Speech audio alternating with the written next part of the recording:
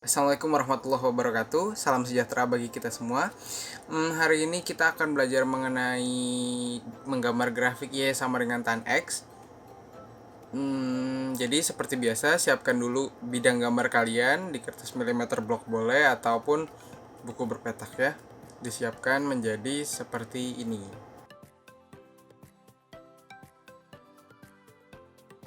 Ya, seperti ini.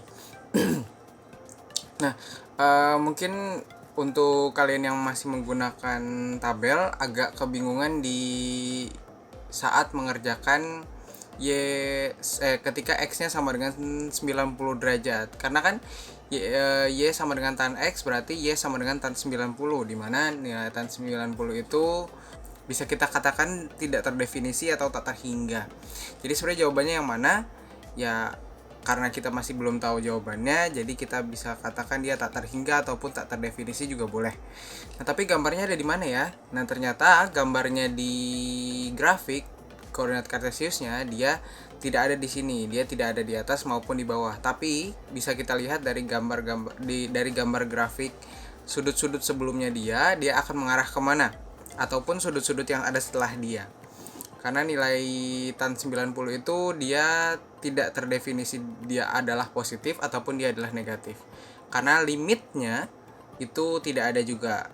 Mungkin nanti kalian akan mempelajari limit di kelas 11 sepertinya, atau kelas 12 untuk limit trigonometri.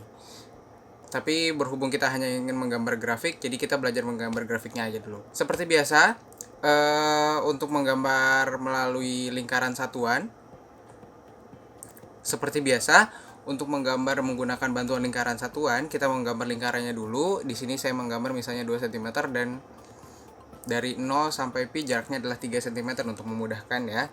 Ya, ada sedikit hal yang berbeda dari menggambar grafik sin dan menggambar grafik cos. Itu di sini dia adalah jadi dia sudutnya sama seperti sin, kita mulainya dari 0, akan tetapi nanti perhitungannya agak berbeda. Jadi contohnya seperti ini. Kita akan menggambar sudut 30 derajat. Berarti ada di sini 30 derajat.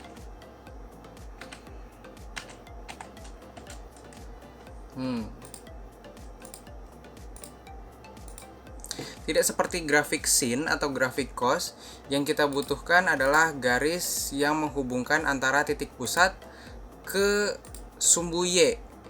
Jadi kalau misalnya untuk grafik sin dan grafik cos itu dia hanya sampai sini garisnya, tapi kalau untuk grafik tan kita butuh sampai dia menyentuh garis Y sini, garis sumbu Y di sini, ataupun di bawah nanti ada.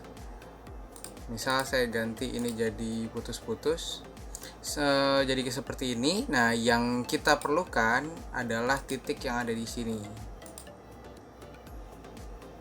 Baru deh kita ambil garis tegak lurus, garis sejajar dengan sumbu bawah, dan untuk 30 derajat ada di pi per 6. Jadi titik yang akan menjadi titik koordinatnya adalah yang ini. Jadi ini adalah titik bantuan. Ini adalah titik bantuan untuk tingginya atau nilai dari tannya. Sementara untuk titik koordinat yang sebenarnya ada di sini. Ini untuk 30 derajat. Kita melakukan hal yang sama untuk sudut 45 derajat. Kita ambil lagi 45 derajat. Kita ambil garis yang menyentuh sampai menyentuh sumbu Y. Berarti dia ada di sini. Nah, di angka 1 karena tepat ya. Sudut tan 45 derajat adalah 1. Jadi bisa kita pastikan dia sama dengan 1. Di sini, dan untuk 45 derajat ada di pi per 4.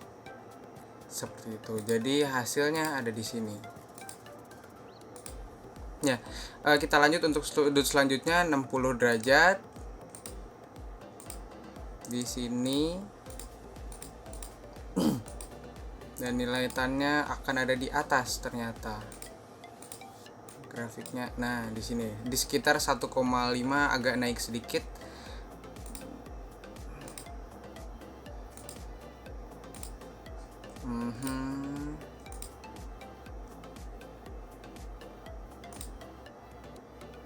dan nilai 60-nya tan 60 akan ada di sini. Nah, untuk tan 90 kita bisa lihat sudut 90 derajat itu kan ada di atas ya. Kita lihat di sini 90 akan ada di sini. Maka kalau misalnya kita membuat garis dari pusat sampai ke sudut 90-nya,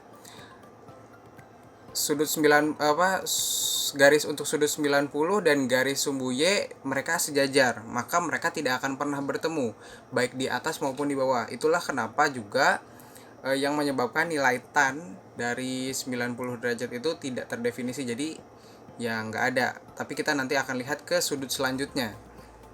Sudut selanjutnya itu adalah sudut 120 derajat. Coba kita lihat.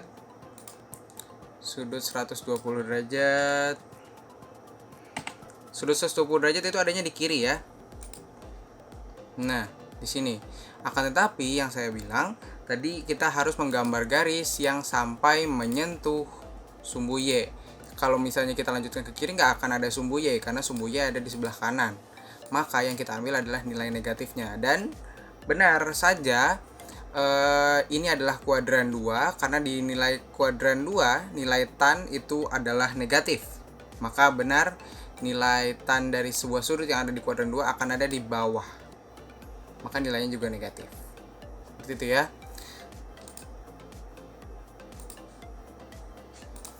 Sudutnya ada di sini. Maka titik potongnya akan ada di sini. Berarti nilai tan dari sudut 120 derajat adanya di sini. Sebentar. Nah, ini. Jadi setelah kita menggambar garis yang pada sudut tersebut sampai menyentuh sumbu Y, kita buat garis sejajar sumbu X di titik potong yang tadi di sumbu Y-nya itu. Hati-hati. Lanjut ya, kita lanjutkan ke sudut-sudut lainnya, yaitu 135 dan terus sampai 330 derajat.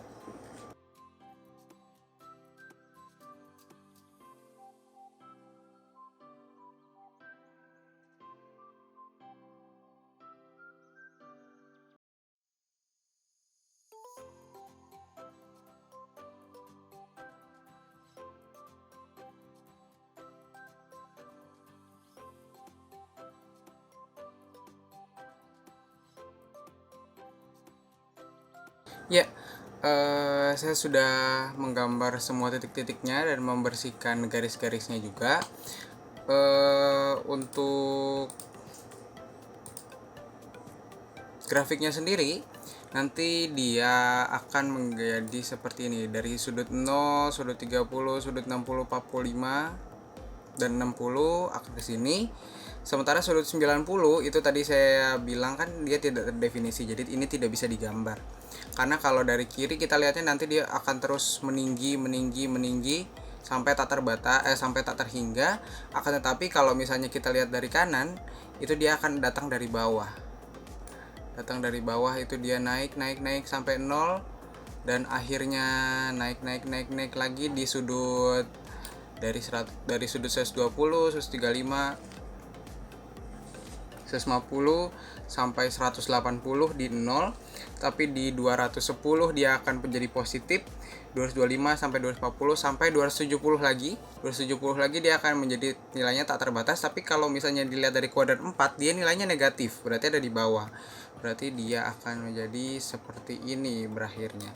Jadi dia itu memiliki titik naik turun, tapi dia akan tidak terdefinisi di titik pi per 2 atau 90 derajat, 270 derajat, dan sudut-sudut kelipatannya di kuadran setelah 2pi.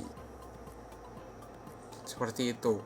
Atau bisa juga kita lambangkan tidak terbatasnya itu dengan menggunakan garis putus-putus di setiap sudut tersebut, menandakan bahwa dia tidak terdefinisi di sudut tersebut.